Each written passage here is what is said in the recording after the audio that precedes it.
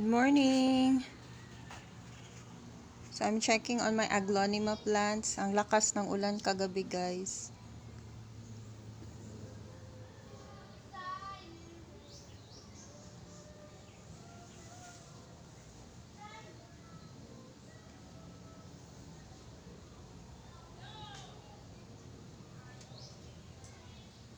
So, ayan lang. Konti lang yung aglonema ko. Ang hirap kasi pag marami sa aglonemas, ang hirap nila alagaan. Medyo ma-maintenance. Ma-maintenance sila. Pero pag nakuha mo naman, madali lang. Ganahan ka na rin mag-alaga sa kanila kahit mahirap sa simula.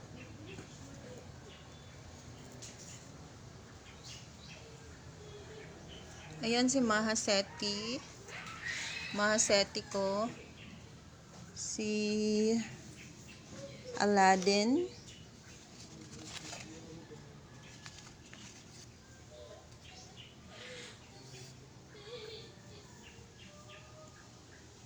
Ito naman si Tricolor.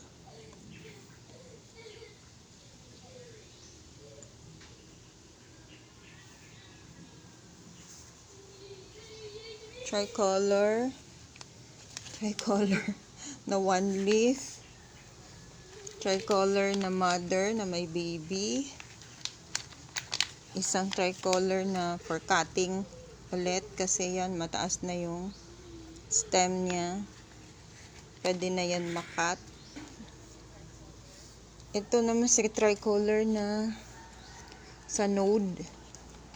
Kasi ito top cut. Top cut yan ito. Dito ko hindi pala. Ito pala si red onion money. Kalimutan ko.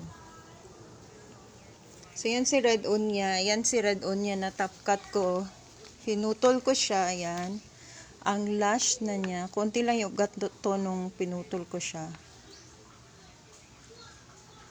Tapos, yung pinagputulan, eto na. Yan. Nagka-leaf na rin siya. Ito din si red onion ko. Node lang to, guys. Kinat ko siya node. Tapos, yan, nabuhay siya. Ito naman si white clone. Maganda din to si white clone kasi round yung leaf niya. Round leaf siya na rosette type.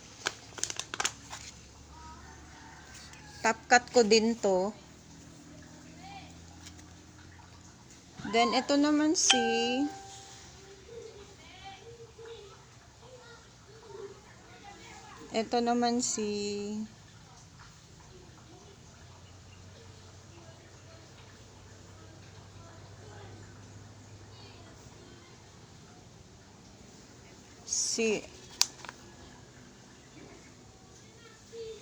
kalimutan ko yung pangalan.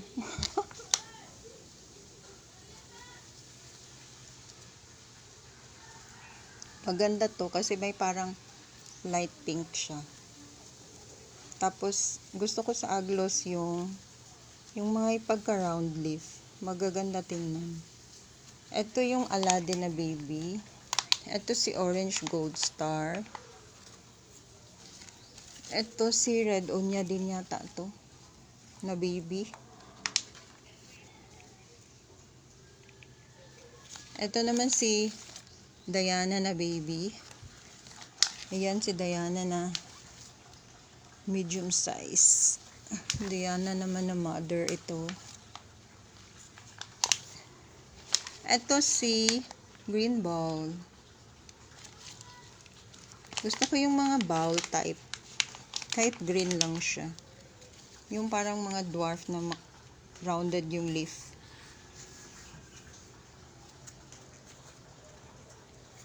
Ito si exotic red. Yan. Parang round leaf lang din siya. Maganda yung kulay niya. Si Pink Valentine. Ang tagal ng Pink Valentine. Parang tagal niya magkadahon. Pero so far, okay naman siya. Buhay pa. Ito si Orange Gold Star din na baby. Ito yung pinutol ko to. Ito yung top cut ko. Tapos ito yung nude. Ito si Pinkie Pie. Maganda siya. Malaki na to nung binili ko. Nakapag-cut na rin ako niyan. Maganda yung var ng foliage ng leaf niya. Ito naman si Moonlight na maliit. Ang dami kong Moonlight dati, tas namatay lahat. Sana mabuhay na to. Ito si Pink Ruby. Sexy Ruby. Ayan, medyo round leaf din siya. So, yan lang yung mga aglows ko, guys. Nakalagay sila sa sa my net din. Yan. Dito lang siya. Konti lang para maalagaan ko mabuti. Ito yung mga nodes ko, cuttings. Node cuttings yan. Yung iba nabubuhay naman. Yan, oh. Yan. Pinutol ko. Tapos yan, nagkaanak siya. Yan, mga node cuttings. Hindi ko pa alam kung ano. Hindi ako naglalagay ng label. Hindi ko alam kung anong mga ID pa nila.